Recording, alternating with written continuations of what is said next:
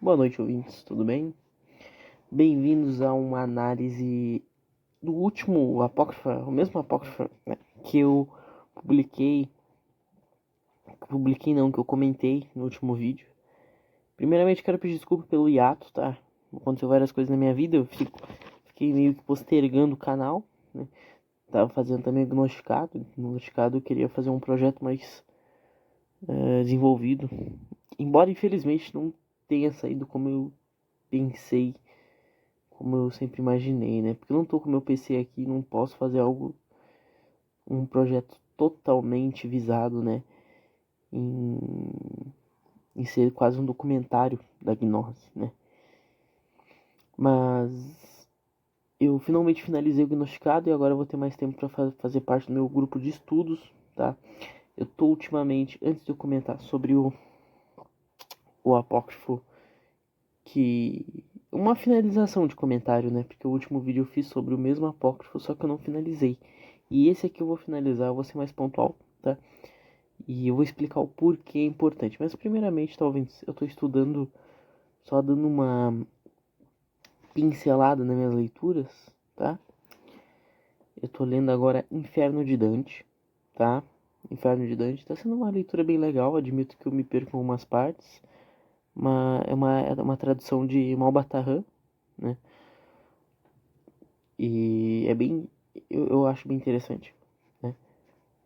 Porque eu sempre queria estudar e aprender sobre essa questão das 9 camadas infernais de Dante, né? E tudo que envolve essa questão semiótica, né? Religiosa, simbólica, me interessa. Eu estou na camada agora, depois dos Irancudos. Dos Irancudos, que eles passam pela aquele pantanoso. O Virgílio e o Dante, né? Passam pelo pântano e é muito é muito é uma leitura que eu normalmente não faço, infelizmente, né? Eu queria ler mais clássicos, então é algo que eu tô fazendo assim, e porque é muito importante pra mim, né?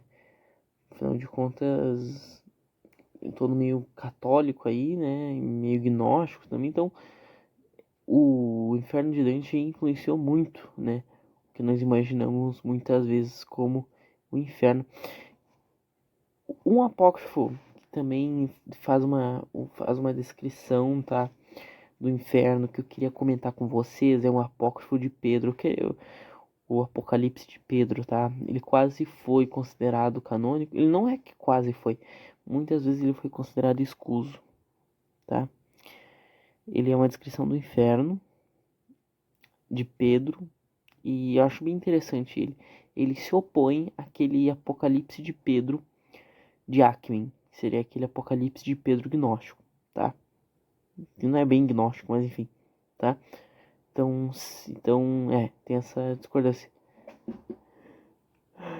Uh, Perdão. Muito bem. Além do Inferno de Dante, talvez eu tô lendo uma biografia, uma explicação sobre Filon de Alexandria. Filon de Alexandria, né, um judeu aí 2 séculos antes de Cristo. Eu tô achando bem, cara, muito legal. É alguém que eu sempre tive interesse, mas eu nunca me aprofundei e eu tô vendo assim a doutrina dele, eu tô cada vez mais me apaixonando assim não que eu tenha, né, que concordar, mas eu tô dizendo, sabe, eu sou um cara assim, né? Eu fico empolgado rapidamente e com essa questão de estudo não é diferente. A questão da potencialidade de Deus eu acho muito interessante, né? Porque entra naquela questão que os católicos a condenam como heresia, né? A Trindade, ela não é método. Método não, perdão, não é modo. Não existe 3 modalidades de Deus. Existe um Deus. Não existe 3 deuses. Existe um Deus e não, esse Deus não existe em modos. É o mesmo Deus. Não pode falar que são modos, frequências, não, não, né? Já Filon de Alexandria escrevia sobre o Quírio, tenho escrito aqui na minha parede, Kyrios e Theos. Seriam as potencialidades jurídicas, as potencialidades criativas de Deus, né? Enfim, e o Logos seria o intermediário disto, né? E eu acho isso tão interessante, porque é muito gnóstico, cara. Isso quer dizer, tem um espelho no gnóstico nisso, né? Porque na gnose, né, ouvintes, o filho, isso tá no Evangelho da Verdade, né? O filho,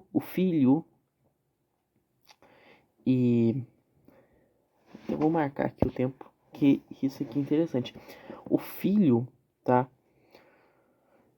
E o Espírito Santo são o intermédio para Deus, para os aeons. Os aeons vão conhecer Deus por meio dele. Então, quando o Pai abre o seu peito, que é o Espírito Santo, eles conhecem um filho. O filho é se eu não me engano, é mais ou menos isso, talvez. Tá no apócrifo, eu vou deixar aí nos comentários, enfim, em algum lugar. Então, cara, é muito interessante isso, porque é exatamente a mesma visão, entendeu? E eu tô falando isso de uma perspectiva valentina, obviamente, mas interessante. E então, Logos seria o intermediário, a palavra, né? E palavra nem preciso dizer que é o Filho de Deus, né? Então, enfim, não tô dizendo, né, que Filão de Alexandria era um gnóstico, mas querendo ou não, ouvintes, quando eu fiquei refletindo sobre isso, deixando fermentar na minha mente, eu adoro usar essa palavra, fermentação, né? Fermentação para mim tem uma conotação de amadurecimento, certo? E a fermentação, vamos fazer uma um, vamos pensar um pouco, a fermentação, ouvintes, o objeto, o alimento, ele se degrada, né? Porque ele está sendo consumido, ele está sendo degradado por bactérias e outras formas de vida. Isso, vamos tirar isso de forma simbólica, isso se não seria uma representação, né, de como as ideias se amadurecem pelo meio crítico, né?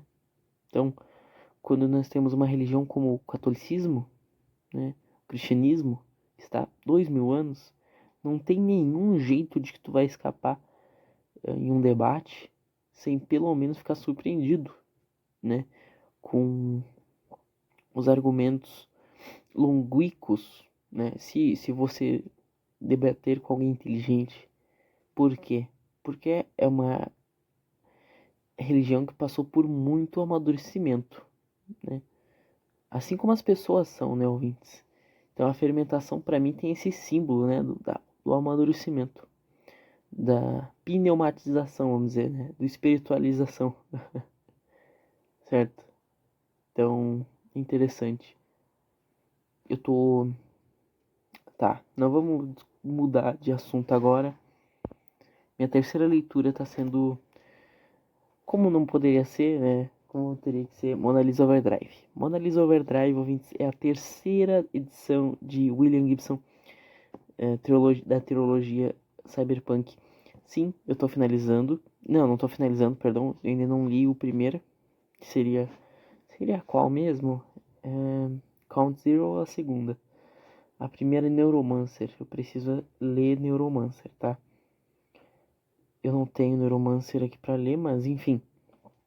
Por que é importante para mim ler Neuromancer? Simples, ouvintes. Eu estou estudando essa literatura tanto porque eu gosto do movimento cyberpunk, porque para mim eu vejo o quão claro para mim é a proximidade, tá? A assertividade, cara, assertividade não, perdão. É quão autêntico, tá? São as previsões de cyberpunk. Porque, cara, o universo inteiro deles, de William Gibson, é formado, né, como se fosse a nossa realidade hoje em dia. Os estímulos demasiados, os vícios demasiados. Eu vou falar isso em um futuro episódio, tá, ouvintes? Não tenham anseio, mas digo-lhes que é um assunto frutífero com a gnose, porque, e principalmente com o mundo moderno, porque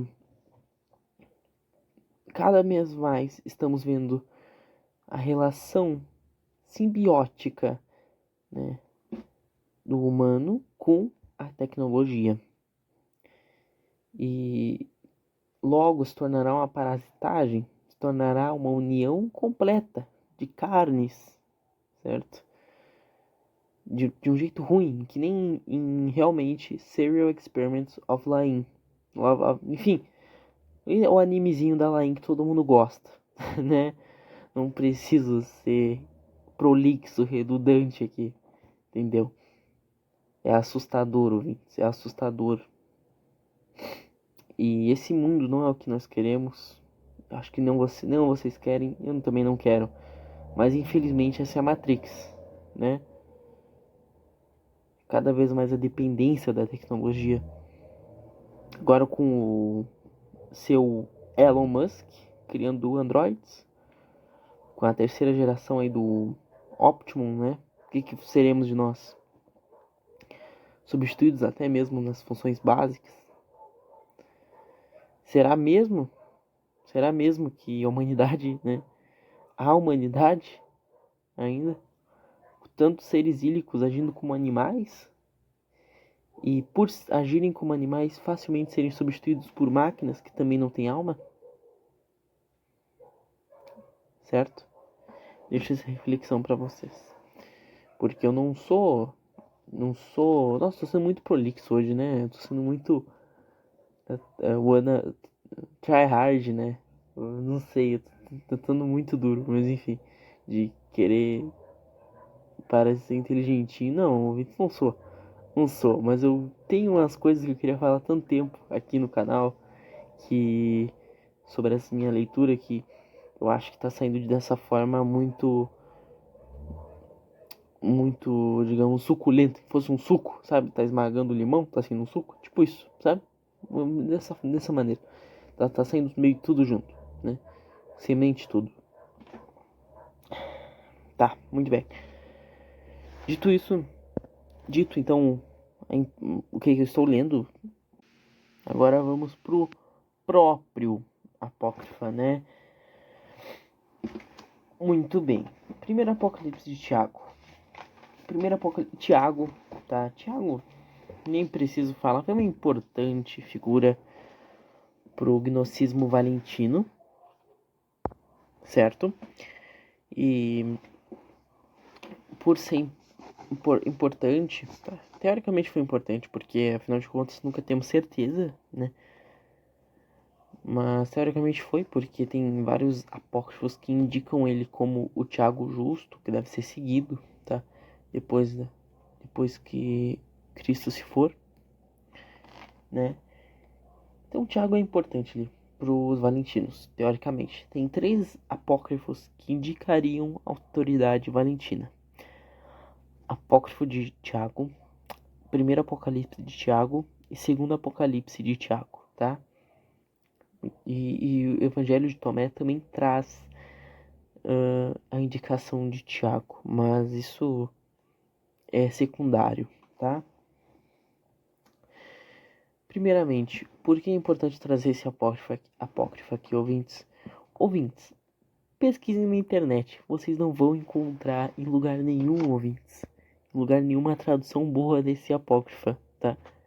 Não vão encontrar em local nenhum, porque, por incrível que pareça, tem uma tradução horrível que em português desse apócrifo, tá? Que completa as lacunas e não é fiel ao texto original, né? Então, e não é isso que nós queremos fazer aqui. Nós estudamos por curiosidade. Eu estudo por curiosidade. Espero que vocês estudem também por curiosidade. Não é para criar uma seita, não é para inventar história, não é para reelaborar história. Então, se é o impeto de vocês, né, então realmente a pessoa deve procurar essas traduções já presentes, né, entre nós, que é essas traduções horríveis em português, que eu achei muitas na internet, né? Então é horrível, horrível, né? Então eu peguei o texto em inglês e traduzi. Não é o ideal, mas foi importante, é importante porque vai trazer aí, vai trazer um texto mais fiel, tá? Não preencher lacunas nem nada, tá? Dado isso, tá? Dado essa informação, vamos lá. Primeiro Apocalipse de Tiago, tá? E como eu fiz a tradução, aliás, né? Eu li, reli em inglês, depois eu ouvi outras traduções e depois eu escrevi a tradução e depois eu reescrevi a tradução, né? Então foi um projeto meticuloso. Eu estou também fazendo com a Exeges da Alma e pretendo fazer qualquer texto que não tem tradução atual em português. Não vou, né, entregar para vocês, que infelizmente seria infringimento de direitos autorais, mas a cópia de textos era importante quando os apócrifos eram populares. E eu acho que, como qualquer meditação, a pessoa deixar um tempo livre para ficar no silêncio e fazer algo repetitivo, esvaziando a mente, sabe? Em prol de uma conexão com Deus, né? Ou em prol de, no mínimo, desafiar sua atenção e disciplina. Eu acho totalmente válido, né? A pessoa fazer uma cópia de um texto ali, ficar copiando à mão, né? Manuscrever seria. Ademais, o manuscrito depois se torna mais valioso porque foi feito à mão. Mas infelizmente perdemos isso por causa da impressão. Talvez seja uma das maiores perdas, já visto que estamos tão acostumados com ela que não vemos como parte da Revolução Industrial, né? Porque foi anterior a ela. Então, não vemos como perda cultural nossa, né? Vemos até como necessário, infelizmente. Dando continuidade, tá? Então vamos ao conteúdo do apócrifo, tá bom? Muito bem. Jesus aparece a Tiago e já avisa a Tiago. Ele aparece, né? É um apocalipse. Vocês sabem que apocalipse envolve aparições e mistérios. Peraí.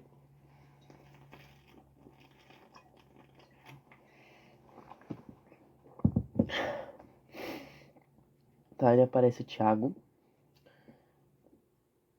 e informa que Tiago não é o irmão de sangue, de material de Jesus. Então, mas ele vai entregar a Tiago os sinais. Né? Tiago, fique atento. E Jesus começa a explicar a Tiago Deus, né? Então, com que nomenclatura? Ele que é, né? Aquele que é, né? Enfim. Então ele é inominável. Jesus fala que Deus, né? Ele é inominável e na fé. Ele não fala que é Deus, mas a princípio dá a se entender que é Deus, né? Nada exceto ele existiu, né? Nada existiu exceto ele que é. Eu também sou inominável, vindo dele que é. Então Deus, Jesus, veio dele que é. Assim como me fora dado muitos nomes, dois dele que é, a partir de Deus. Então, dois nomes de Jesus Cristo foram dados a partir de Deus. E eu sou anterior a você. Então, Jesus fala que é anterior a Tiago e anterior a qualquer potência falsazinha aí. Ele já informa sobre uma feminina, uma fêmea, a feminilidade, né, que é a fêmea. Mas ela não era a primeira, né? Jesus já explica. E ela preparou, né? Arranjou para si potências e deuses, mas ela não existia quando vinha a ser, porque sou a imagem dele que é. Então Jesus é a imagem de Deus, tá? E imagens para os valentinos são portas para os mistérios, podemos dizer assim, porque a verdade não podia vir nua ao mundo, tá? Não podia vir, não podia vir. E ele trouxe à tona a sua imagem, tá? Deus trouxe uma imagem sua para o mundo para que seus filhos pudessem saber o que são suas coisas e quais lhes são estranhas. Então já é uma diferenciação, né? Então há coisas que para os filhos de Deus existem, outras não, né? Então é uma regra moral, né? Uma ética, vamos dizer assim. Embora a ausência de ética em sociedades gnósticas é muito criticada atualmente, né? Porque eu li isso uma vez, então não sei muito, mas a princípio era porque o gnosticismo não criou bases para a fundamentação ética de uma sociedade, tá? Diferente do cristianismo mainstream, digamos assim, né? A maior vertente, os ortodoxos, certo? O gnosticismo era mais voltado pro indivíduo, né? Então seria naturalmente lógico imaginar que voltado para o indivíduo é voltado então para menos para a comunidade, tá? Contudo, ó, então ela não existia quando eu vinha ser. Então já dá sem entender que Jesus veio antes de tudo. Jesus é uma imagem de Deus e Deus trouxe suas imagens para diferenciar o que é o do filho do homem, parecido com o filho de Deus, e o que não é, né? O que é alienígena. Eis que revelarei tudo o que deste mistério a você, pois no dia depois de amanhã eles haverão de me prender. Mas minha redenção estará próxima. Jesus redimido, redentor, tá? Essa aqui é uma frase interessante. Redenção de Jesus Cristo. Ora, Jesus não cometeu nenhum pecado, né? Mas Jesus é humano. Para os gnósticos valentinos, é necessário que Jesus, como homem, que eles diferem muito Jesus humano da sua parte divina, ele seja redimido, né? Porque como homem ele tem que ser redimido, né? E ao mesmo tempo ele vai ser o redentor, porque ele está com Deus e por meio de Deus ele redime, né, os outros. Então é necessário que ele seja os dois, né? Que a união dos opostos, ele é material, ele é o divino, né? E isso já é presente no cristianismo esotérico. Então imagine nesse gnosticismo, né? Não é diferente. Então a parte humana de Deus é o redimido, enquanto o redentor é a parte divina. É muito curioso isso. É presente na teologia valentina, né? Podemos chamar assim, enfim, na gnose valentina. Então, tá? Então é interessante ver o quão importante é essa frasezinha que para um leitor descuidado não daria muita atenção. Mas a minha redenção está próxima, né? Muito bem, entenderam então, ouvintes? Beleza? Tiago disse: Rabino, você disse eles haverão de me capturar, mas o que eu posso fazer? Ele me falou: Não temas, Tiago, você também será pego. Então Tiago já houve uma premonição para ficar assustado, ficar com medo, ouvintes, tá? O que acontece? Mas deixe Jerusalém. Então Jerusalém já vai ser maldita aqui nesse apócrifo, tá? Nem preciso dizer que muitos gnósticos tinham relações conturbadas com o judaísmo. Porque o judaísmo, ouvintes, para os marcionitas, por exemplo, era uma perversão, adoravam, né, Yadabaô, né? E o gnosticismo mainstream também, né? Nem preciso dizer que os judeus adoram Yaldabaoth, o Deus do Velho Testamento. E daí o Deus do Velho Testamento é mau, então os judeus são maus, né? Não é difícil de entender isso, né? Então Jerusalém não vai ser diferente. O que é curioso, ouvintes, é muito curioso isso. Porque Jerusalém, né, para os judeus é vista como a cidade santa, uma cidade religiosa totalmente divina, né? Eu tava lendo sobre Filon de Alexandria, como eu falei antes, tá? E que nem eu disse a vocês, Filon de Alexandria foi para Jerusalém, descreveu quão diferente era de Alexandria, que era uma cidade totalmente poluta, era totalmente cheia de gente barulhenta, e para os tradutores poderem, poderem trabalhar, eles teriam que ir um lugar sagrado, um lugar longe das pessoas, longe do comércio, longe da corrupção, para poder fazer seu trabalho com maior cuidado, com maior carinho, principalmente um texto sagrado que era, né, a, a Septuaginta, né, que seria os 70 textos, né? Eu vou tomar uma água aqui, tá?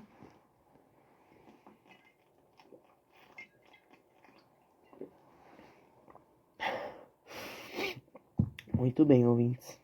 Estou só no início do meu apócrifo.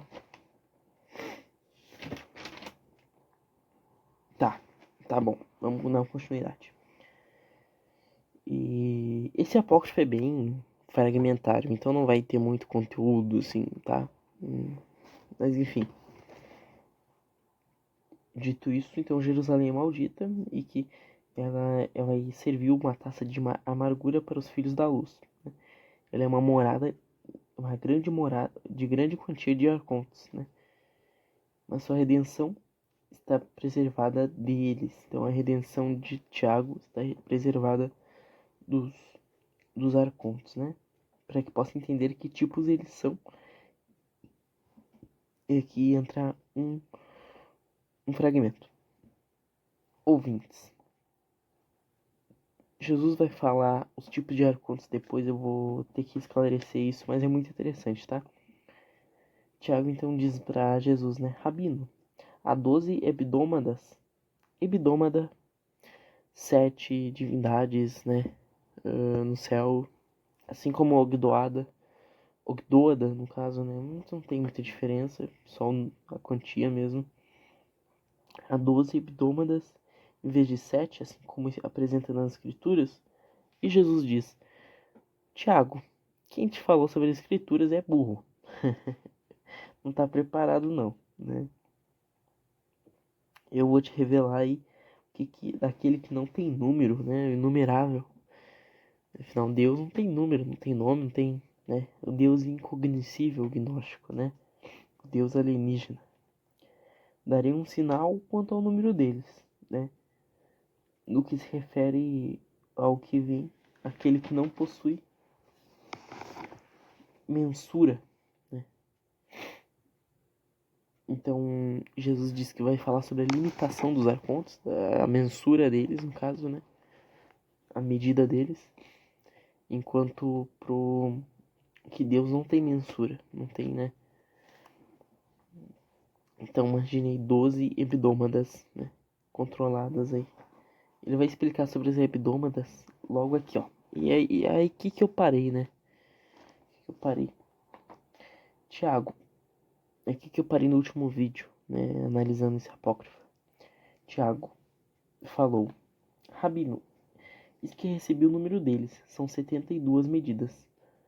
Daí Jesus fala, esses são 72 céus que são subordinados a eles. São essas potências, são esses as potências da força deles.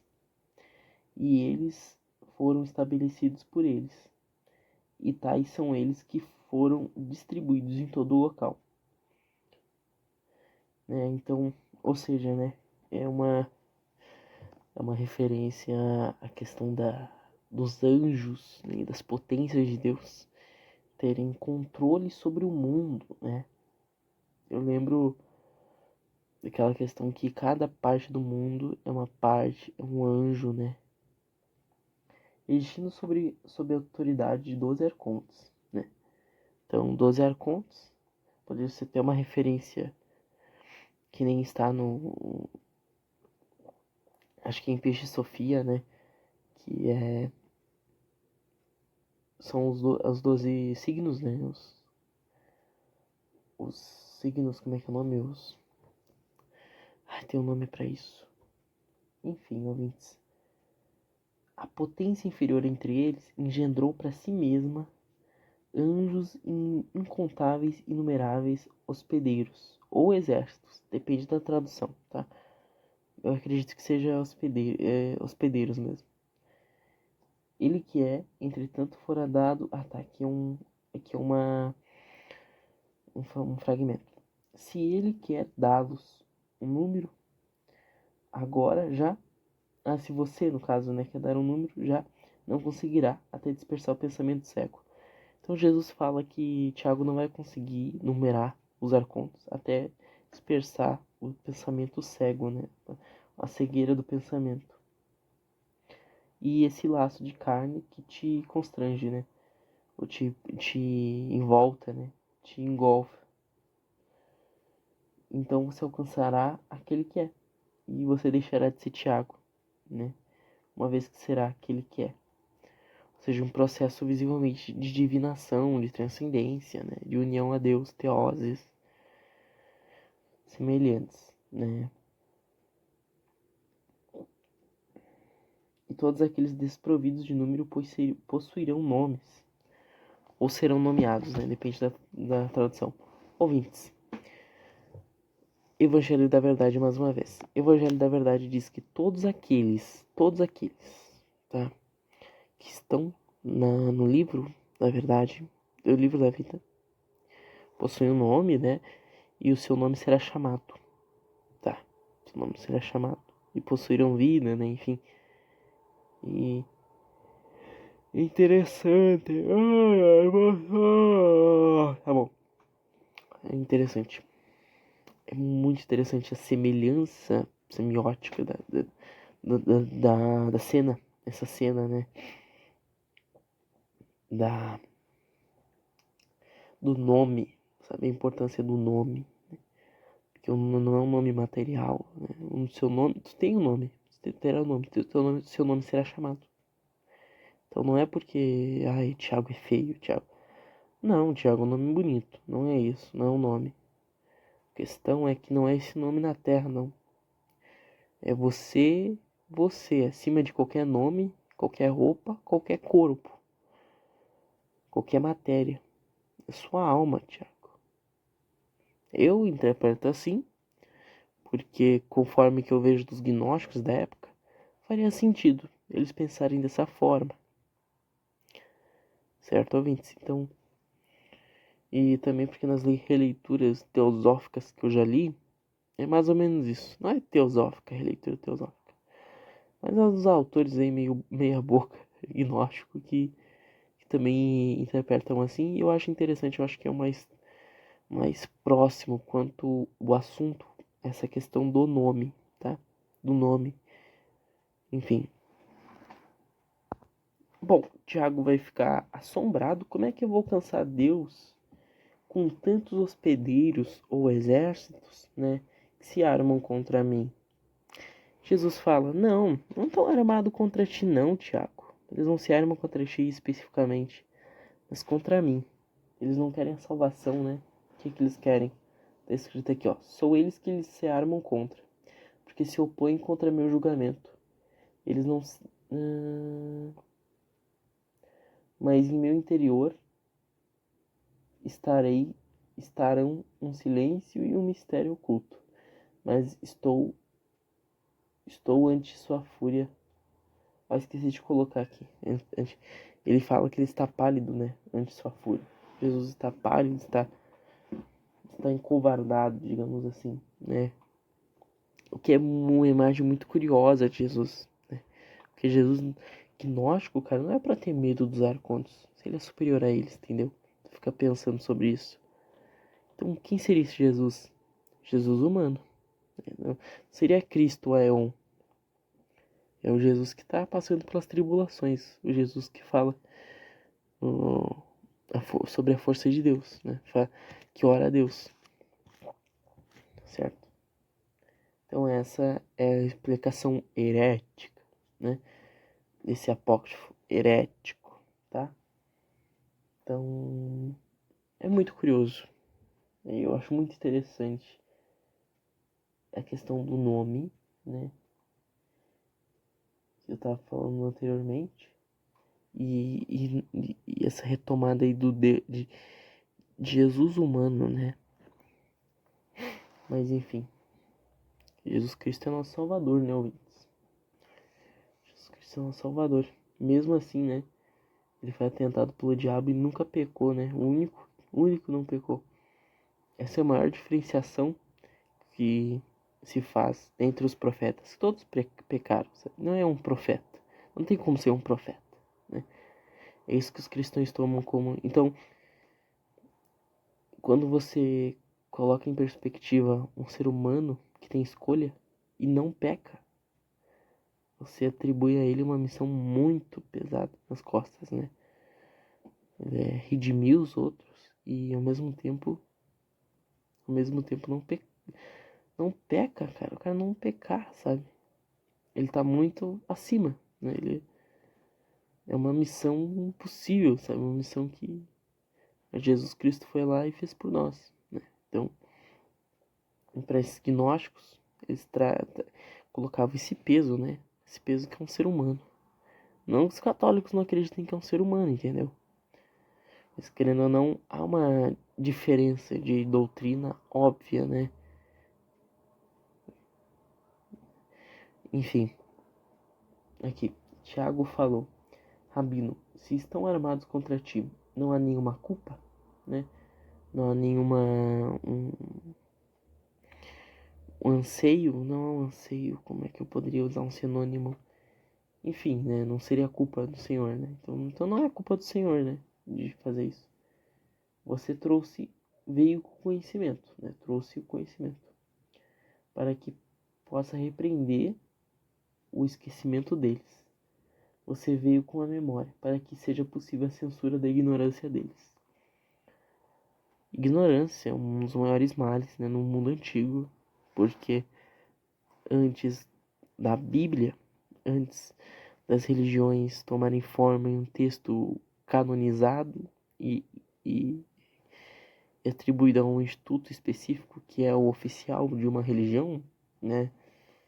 As pessoas faziam o quê? Elas falavam, né? Faziam oratória, né? Então, eram poemas épicos, que eram tradições em família, né? Algo quase apocrifal, ouvintes.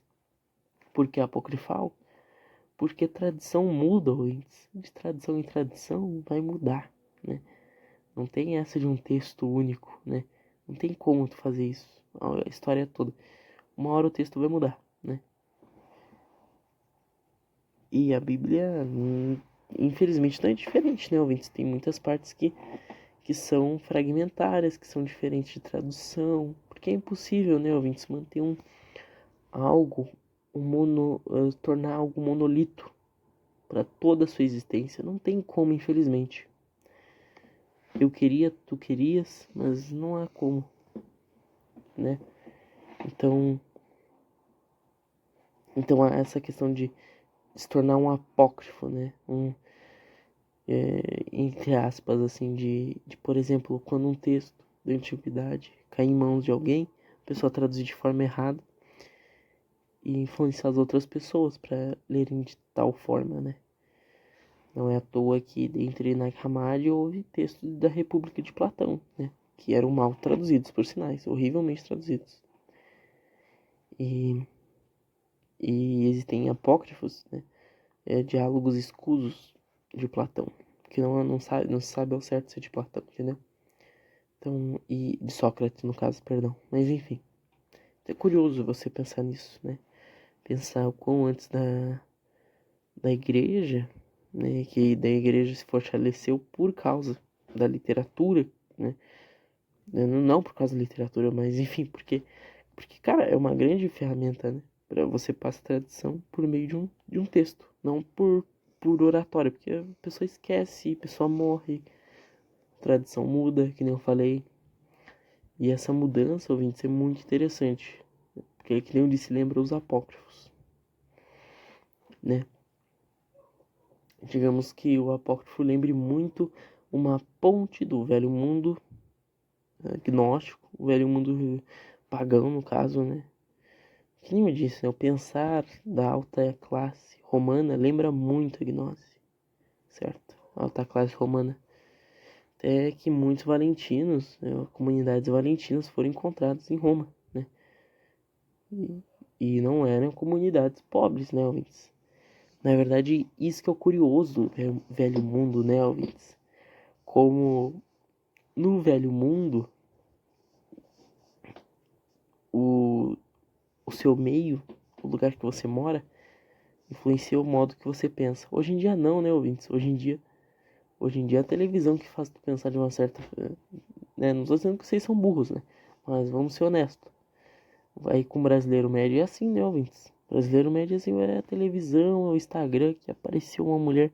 É, tu viu aquele caso da mulher que apareceu no Instagram? Eu vi o caso que apareceu na TV também, entendeu?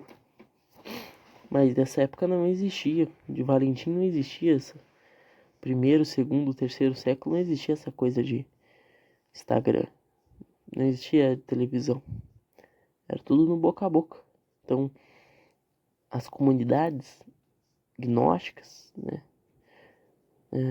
que focavam, por exemplo, né, nessa, em certos valores que não seriam, por exemplo, a pobreza, elas não eram pobres. E as comunidades judaizantes, tá? Os judeus cristãos,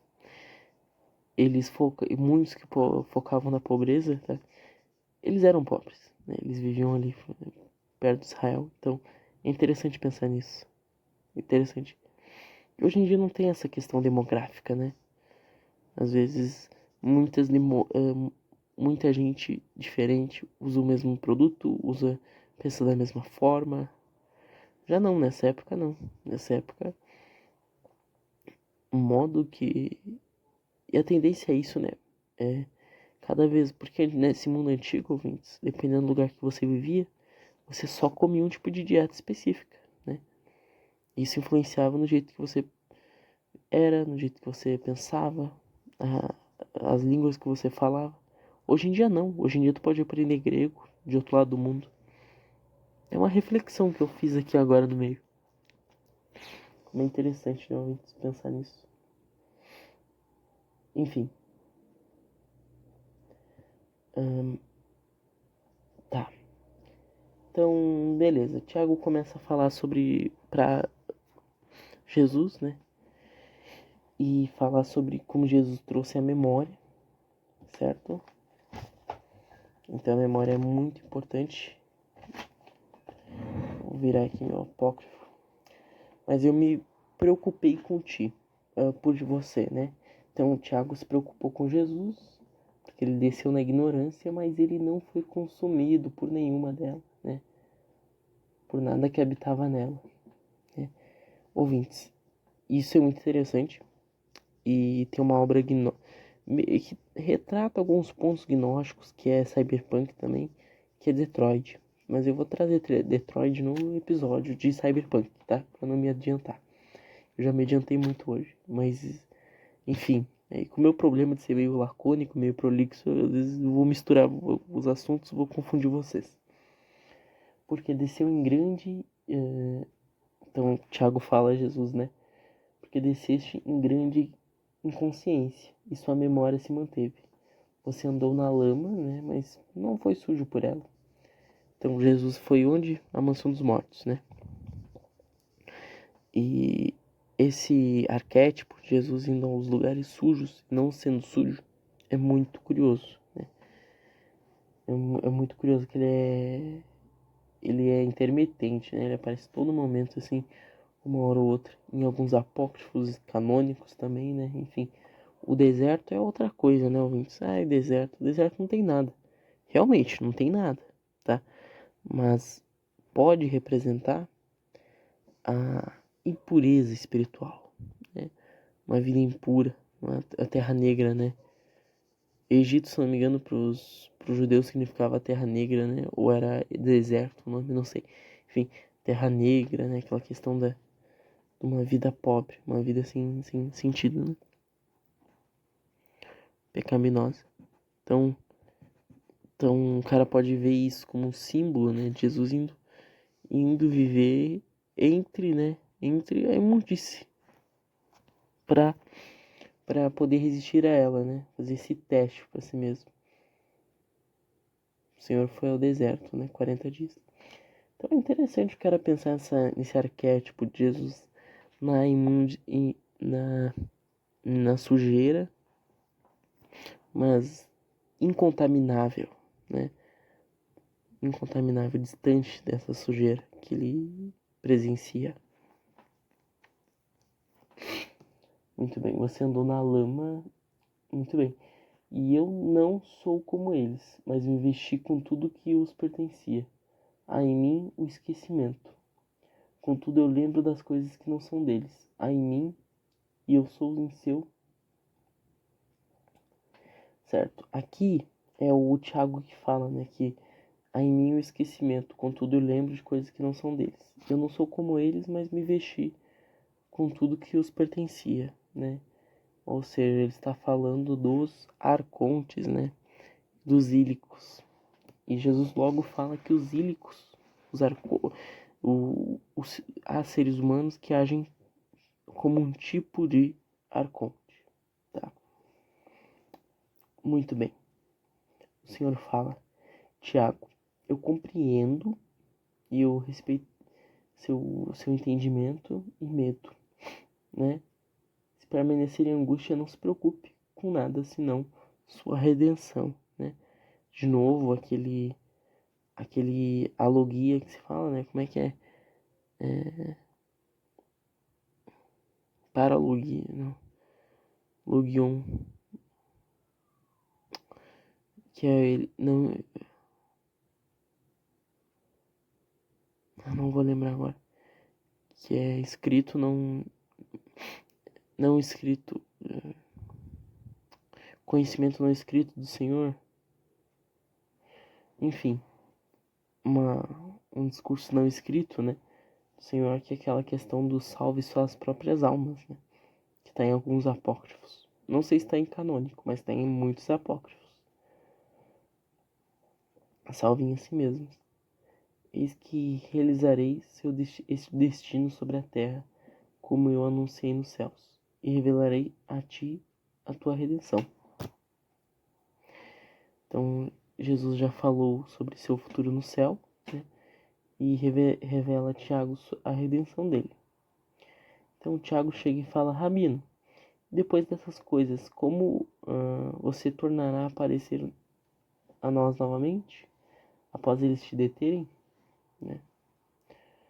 E, e Jesus fala que ele vai voltar, né? Ele vai voltar depois da sua crucificação, somente para sua causa, né? Não somente para sua causa, mas também pela descrença dos homens, né? Que são muita, né? É muita. Então é pelo bem da salvação do homem, né? Certo? Então Jesus fala que vai revelar essas coisas para que os outros creiam, né?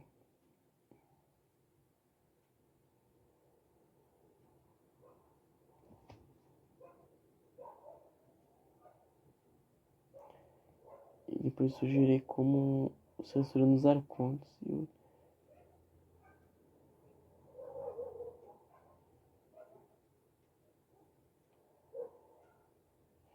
Muito bem. Deixa eu fazer aqui. Nossa, ouvintes, não tô nem mais na metade do apócrifo. Lembra-te das coisas ditas por mim, né? E as deixa subir ante de ti, né? Ou seja, fala pro Tiago refletir e guardar essas coisas que foram ditas por Jesus Cristo, né?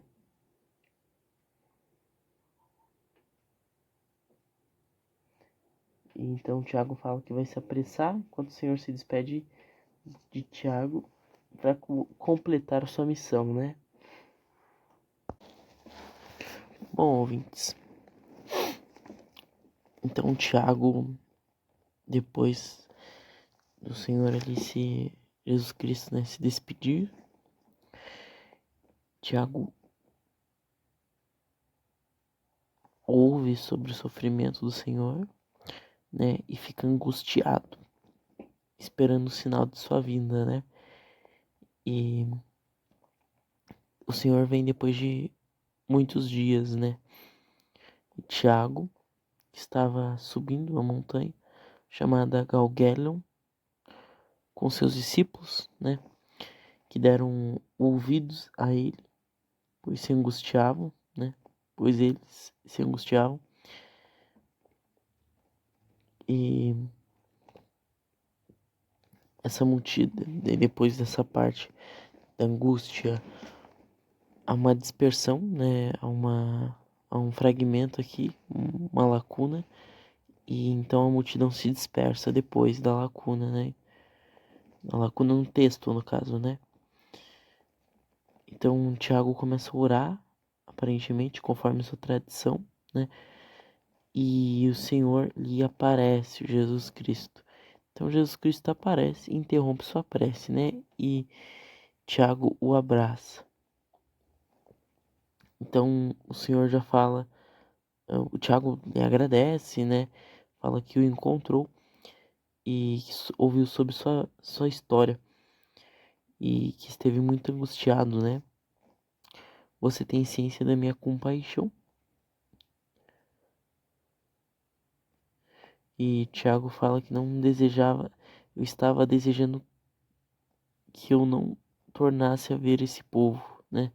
Ou seja, não tornasse a ver o pessoal que estava ali, né? Que aparentemente, pelo que eu entendi, não eram só os discípulos dele, mas também os judeus, né? Mas o texto é lacunar, então não dá para entender muito bem. Eles devem ser julgados por essas coisas que fizeram, né? Ou por seus próprios feitos, ou seja,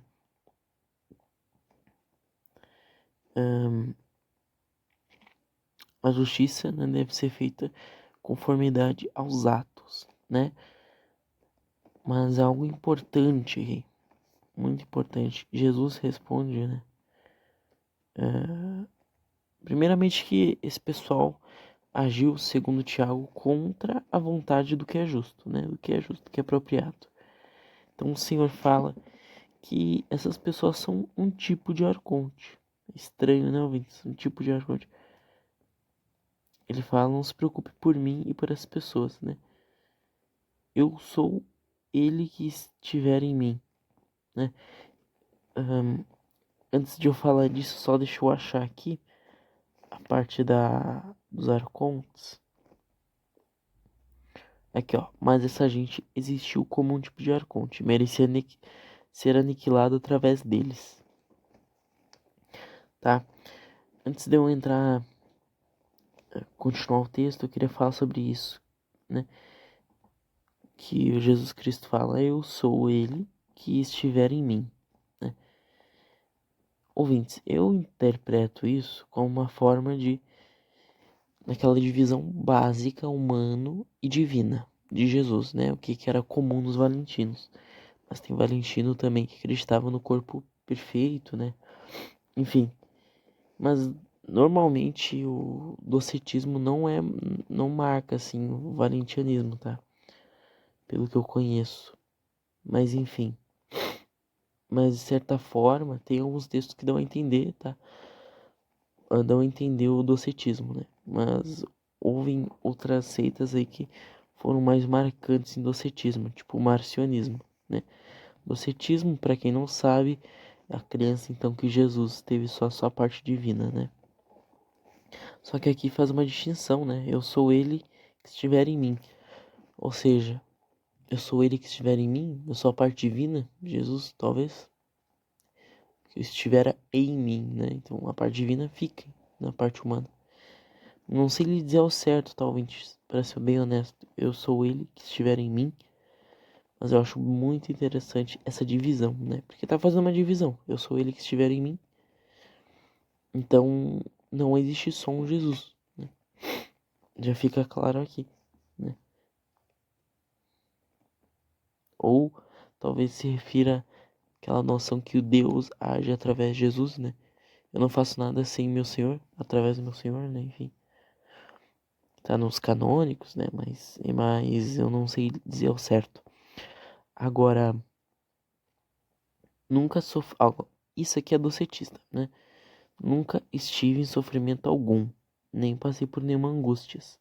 Por isso que eu digo que pode ser a parte divina, né? De parte divina não sofri a dor, mas a parte redimida, redentora, que é a parte humana de Jesus, que é a parte que não pecou, para os valentinos, teria que ser redimida, né? Então ela sofria também, ela sentia vontades, mas ela mesmo assim, né, continuou seu caminho, foi santo, né? Então para os valentinos tem essa importância, né, do redimido redentor. E aqui nós estamos vendo algo semelhante, né? A parte divina não sofre. A princípio dá para se interpretar como forma divina, né? Nunca estive em sofrimento algum, nem passei por nenhuma por angústias, né? E Jesus antes disse o quê? Que estava pálido diante das forças dos arcontes, ou seja, seria o Jesus humano, talvez, né? Uma divisão do humano com o divino. Ou o texto também, né, representa uma união mística, incompreensível das duas naturezas, né? Mas certamente tem uma influência docetista, tá? E se não for esses os casos que eu apresentei, o autor ele é incongruente, tá? Bom, e essa gente não me afligirá dano algum, mas essa gente existe, essa parte dos arcontes. Então Jesus explica algo sobre os arcontes, mas está fragmentário, e ele continua que Tiago nomeia o Tiago o justo, né? Você, ele fala assim, você percebe como se tornara sóbrio quando me viu, né? Me viste. E você parou sua oração. Agora, como é um homem justo de Deus, abraçou e me beijou. Em verdade, digo a ti que suscitou grande ira contra si mesmo. Mas isso aconteceu para que outras venham a ver, né? Ou seja, né, ouvintes, ao abraçar o Senhor Jesus Cristo, né, Tiago achou problema para a vida dele. Então isso também aparece nos apócrifos e nos canônicos, né? Seremos perseguidos se formos, né, seguir a Jesus Cristo. Então isso não é uma mensagem muito fora do comum, né? Diferente das outras apresentadas nesse apócrifo. Do comum do escopo, né, ortodoxo, né? Enfim, e evangélico, católico, né? Estou dizendo porque dentro do escopo gnóstico nada muito novo, né? Nada novo. Agora, ouvintes, Tiago chora, né, ao ouvir as palavras de Deus, né? E ele, aliás, essa questão da sobriedade é muito comum em apócrifos gnósticos. Sobriedade, né, e o ébrio, né? Então, a pessoa que está ébria, está bêbada, né? E a pessoa que está em uma cegueira espiritual, né, digamos assim, que ela não vê que está sob empréstimo do Pai, né? Isso está no Evangelho de Tomé, então, e pelo que eu bem lembro, acho que esse Apocalipse que foi encontrado no Nag Hammadi, e Nag Hammadi tinha também o Evangelho de Tomé, né? Isso, o Evangelho de Tomé, tá certo. Então, enfim, então não há uma grande possibilidade, né, dos dois textos aí terem um significado. Há uma possibilidade, não grande, né? Possibilidade de esses dois textos terem um significado, né, semelhante, né? Nesse sentido que eu falei da, da questão do ébrio, né? A semiótica, da imagem do ébrio. O Senhor lhe disse, né, para Tiago: Tiago, deste modo você experimentará esses sofrimentos. Contudo, não te entristeças.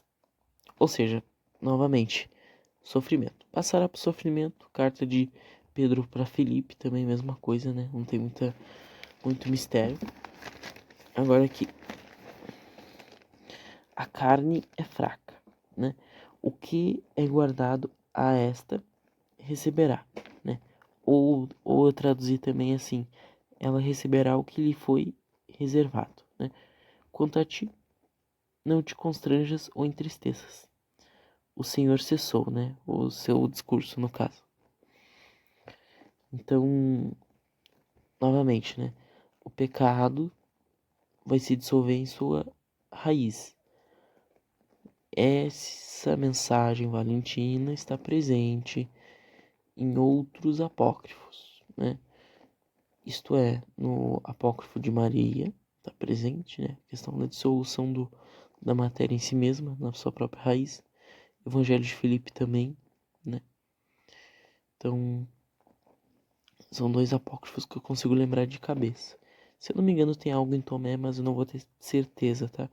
Aquela questão da dissolução da matéria em si mesma, né? Da raiz em si mesma. Dando continuidade aqui, ouvintes. Então, Tiago ouviu essas coisas, né? Ele enxuga suas lágrimas e seus olhos. O Senhor lhe diz: Tiago, eis que revelará a ti sua redenção. A revelarei, tá certo? Quando ser despego e passar por esses sofrimentos, uma multidão irá se armar contra você.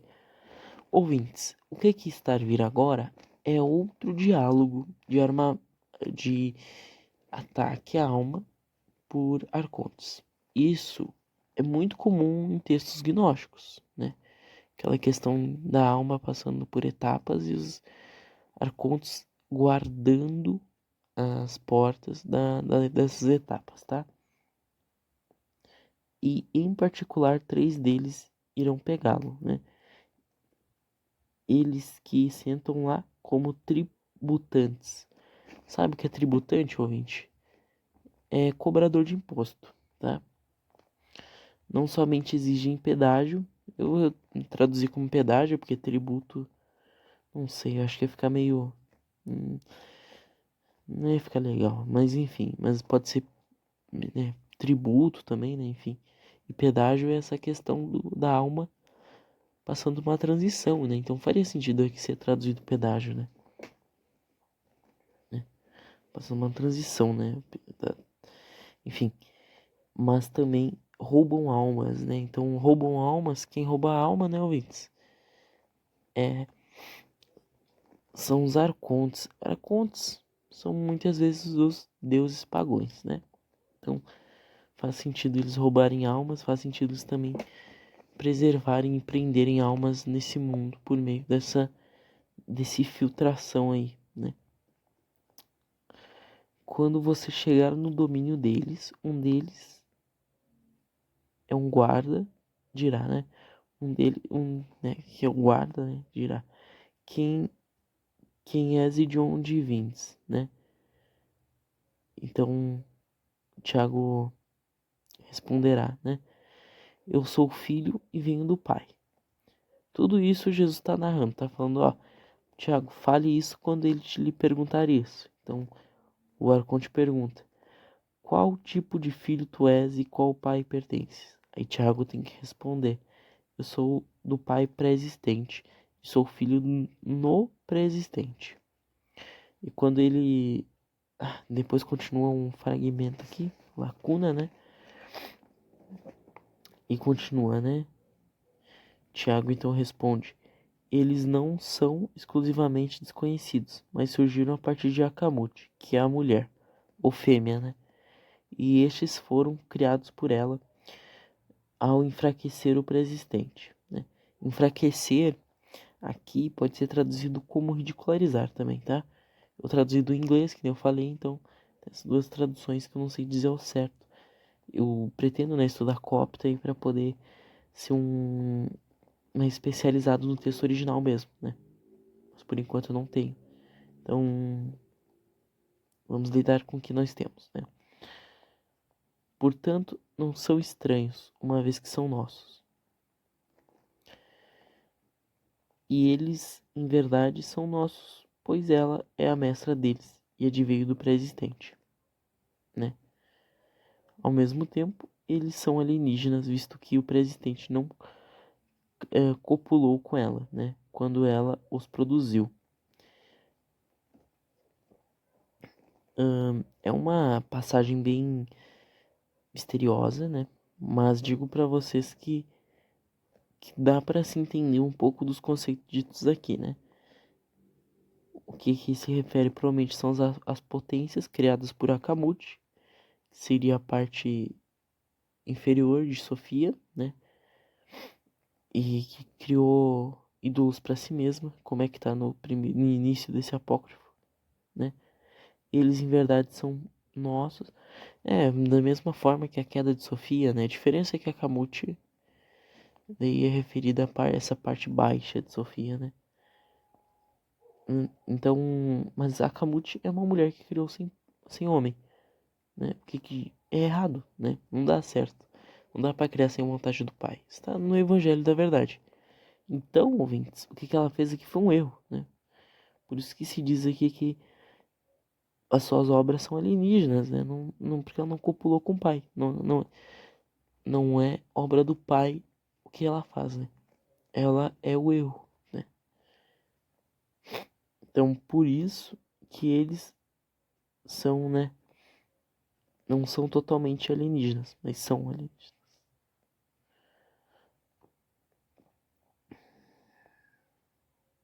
Sobre essa questão de não ser totalmente alienígena, né? Suponho que também seja porque as vontades dos arcontes e das potências ali criadas por Akamut são controladas pelo Espírito Santo, segundo o Evangelho de Filipe. Então faria sentido que, de alguma forma, a realidade inferior de Akamut representaria e copiaria e espelharia a verdade superior de Pleroma, né? Dito isso, considerando, né, que é um texto valentino, se não for, então as interpretações seriam outras, tá? Então, muito bem. Então, o diálogo com o Tiago e o Arconte continua, né? E Tiago finalmente fala que vai retornar de onde veio, né? E que retornará de onde veio. E então, dito isso, ele conseguirá escapar dos ataques dos Arcontes. E é isso, ele continuará a viagem dele, né? Então Jesus fala esse diálogo, né? E depois tem uma lacuna. Deixa eu ver depois dessa lacuna. Conhecimento imperecível que a Sofia não... Aqui, ó. Mas eu invocarei o conhecimento imperecível, ou imortal, né? Que é Sofia, que é no Pai, e é a mãe de Akamut, né? Ou seja, de certa... Aqui é visto como mãe, né? Mas seria também a parte inferior de Sofia, criada quando Sofia quis criar sem o pai, né? Akamut não possui pai nem companheiro, príncipe, uma vez que é fêmea de uma fêmea. Ela te criou sem um homem, haja visto que estava sozinho, em ignorância do que vive em meio de sua mãe, né? Em ignorância do que vive por meio de sua mãe. Ou seja, né? O que vive por meio do erro de Sofia, né? É ignorante, né? Todo tipo de vida ali. Isso incluía Yaldabaoth, né? Arcontes e também nós seres materiais, né? Que não se juntaram ainda ao espiritual, não tivemos conhecimento disso. Porque ela pensou que estava... Deixa eu continuar minha leitura aqui. Pensou que estava só. Então pensou, assim como Yaldabaoth, né? O Demiurgo. Mas eu clamarei a mãe dela, né? Então eles cairão à confusão, se referindo a arcontes, provavelmente, né? Que ocuparão as raízes deles próprios e a raça de sua mãe, né? Ou seja, né? culparão as próprias raízes, a matéria vai ser dissolvida, cada coisa é dissolvida em sua própria natureza, eles culparão a Kamut, né? Mas tu elevar-te-á ao que é teu, né? Então Tiago ele vai se elevar, Tiago vai deixar de ser apenas Tiago, né? Enfim, então é que eles são 12 discípulos. Jesus continua, tá? Isso aqui é tudo Jesus falando. Eles são 12 discípulos e 12 pares. A Kamut, cuja tradução é Sofia, né? E quem eu sou. Nossa, essa parte é muito, muito enigmática. Ouvintes, eu traduzi isso com uma dificuldade, hein? Ó, prestem atenção. E quem eu sou e quem a imperecível Sofia é, através da qual sereis redimido. E quem são os filhos daquele que é, e eu, a imperecível Sofia, somos a. Ó, agora vem a segunda tradução, tá? E eu, então, e eu e a imperecível Sofia somos através de quem sereis redimido, e quem são todos os filhos daquele que é, né? Ou seja, o Senhor Jesus Cristo e a imperecível Sofia são através do Pai, né? E que são sereis redimidos, que são todos os filhos daquele que é. Essas coisas tiveram ciência e estavam ocultas.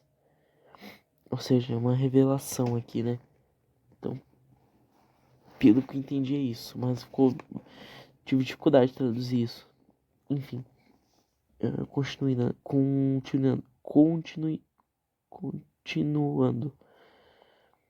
Ocultará essas coisas em ti mesmo, né? E permanecerá em silêncio.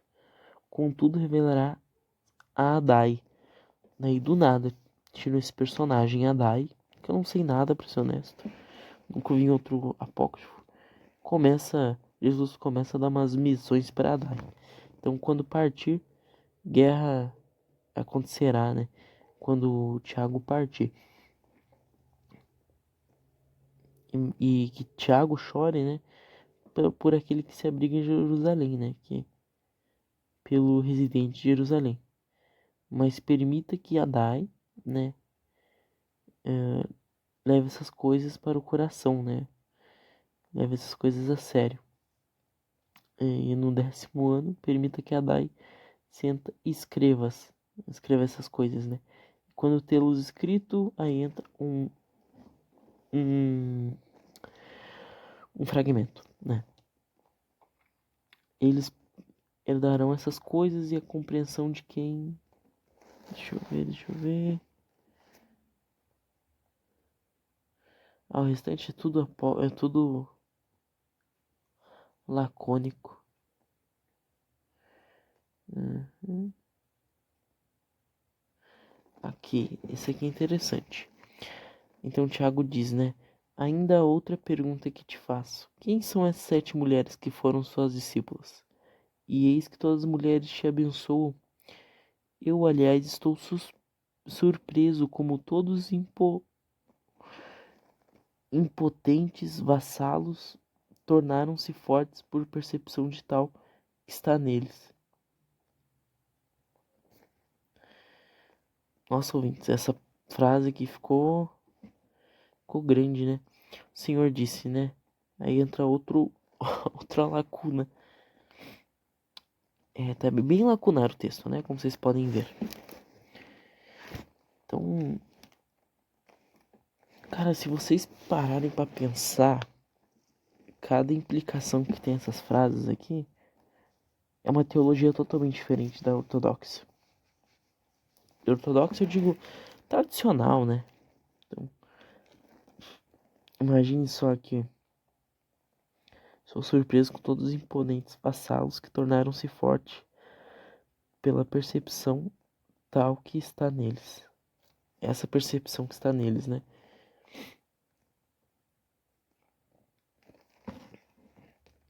Ficar pensando assim, uns arcontes, né? Que se achavam imponentes e por se acharem imponentes conseguiram essa imponência, né? Fica pensando, às vezes lembra o ser humano também, né? Lembra muito o ser humano. Enfim.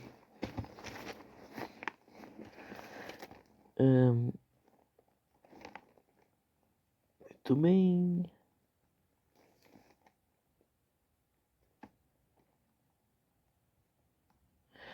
Bom, aqui fica bem lacunar, então eu vou pular bastante parte. Mas não vou pular essa parte aqui com nomes. Então Tiago começa a fazer pergunta para Jesus novamente. E o Senhor responde. E o Senhor fala, né? Quando disser essas palavras de percepção, encoraja a esses quatro: Salomé, Mariam, Marta e Arsinoe, né? Já que, então olha que estranho, são quatro discípulos a princípio, né? Salomé, comum aparecer, Mariam, comum aparecer. Enfim, Tiago disse: Rabino, sobre essas três coisas, quando tem seus lacuna também, aqui ó.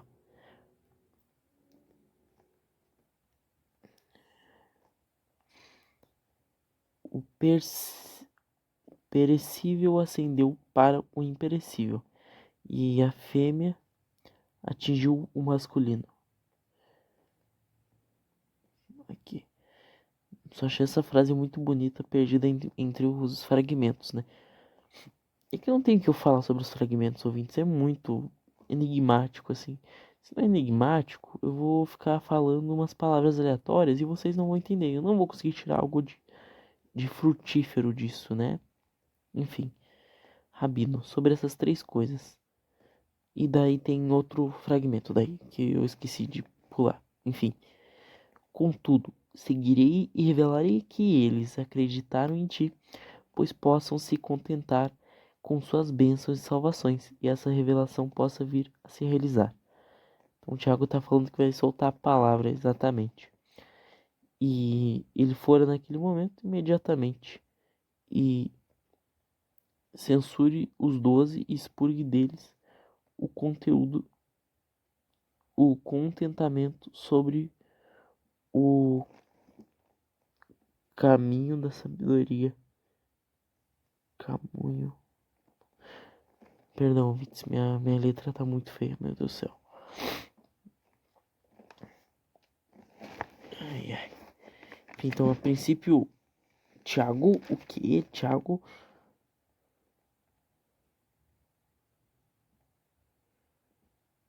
Thiago. Não, mas não é Thiago que se vai. E ele fora naquele momento imediatamente. Então é Jesus que se vai. É, isso aí. Verdade que não tem nenhum outro diálogo. Só tem uns fragmentos aqui.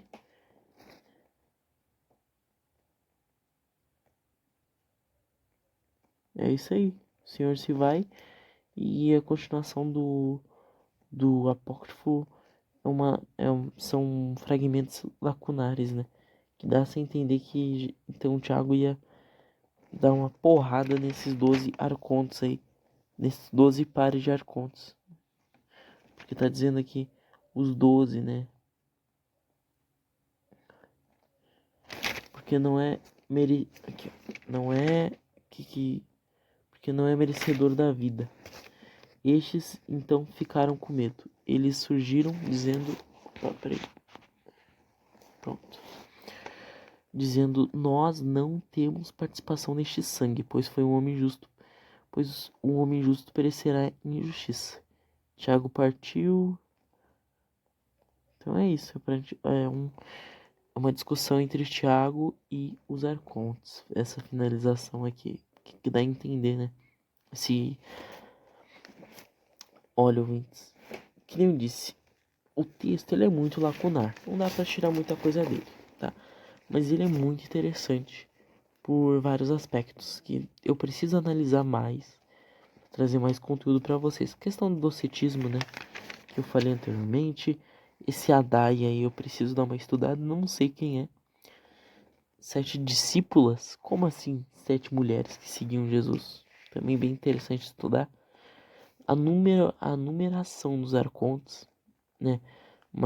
Que não é um tema raro no gnosticismo. O pré-existente, então o Senhor é visto como aquele que é, né? E o pré-existente é o Jesus Cristo, né? Seria o Filho, né? Pelo que eu compreendi do texto, certo? E a Kamut seria essa fêmea aí que criou potências para adorá-la, né? E também esses diálogos e essa primeira parte aqui do texto, quando o Tiago começa a falar porque o rabino dele, né, Jesus Cristo, ele é admirável, ele vem com uma formatação diferente em todas as traduções. Eu acho que isso aqui se deve ao fato que no próprio texto era feito assim, né? Um formato de poema, assim, de prosa. Prosa já é, né? Mas enfim, uma prosa menor. Não sei dizer ao certo, né? Eu sei que achei muito curioso isso. E bonito, né? Essa imagem do Messias saindo da lama, saindo da mansão da escuridão, dos mortos. Ouvintes, isso é um arquétipo comum, né? Na visão messiânica. Griffith é messiânico e Griffith passou por isso. Marcos de Detroit também é a mesma coisa, né? São figuras messiânicas. Outra também, vamos dizer assim, isso é mais de cultura pop, né, ouvintes?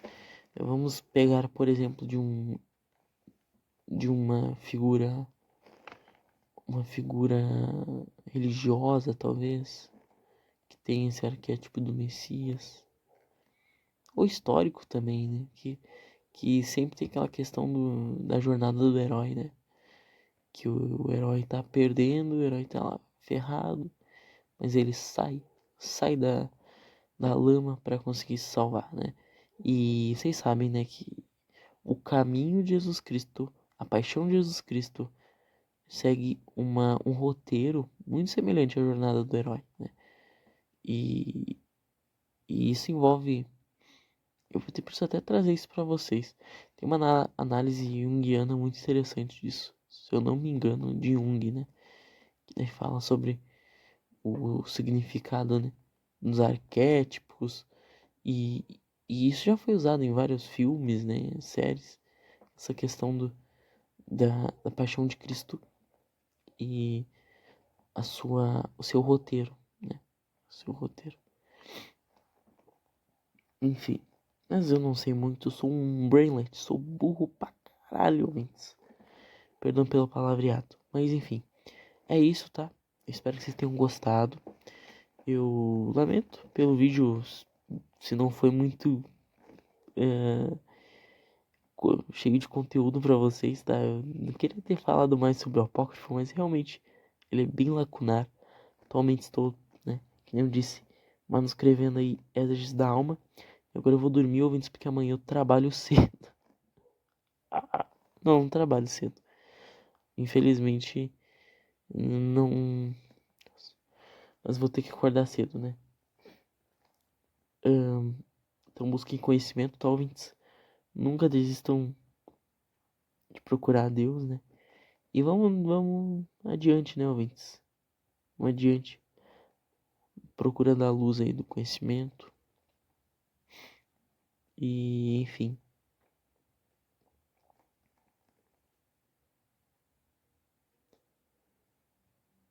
Esse silêncio é porque eu esqueci a palavra que eu sempre termino os episódios, tá? Não. É desculpa. Ai, ai. Não pode ser, cara, que eu esqueci mesmo. Aquela palavra da alquimia que conheceu o mundo interno. Que é muito legal aquela palavra. Intravolto, não é intravolta. Acabei de inventar.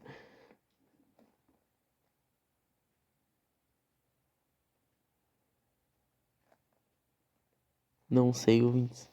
Ah, vocês vão ficar sem. Magnus, coloca Magnus aí pra finalizar. Tchau.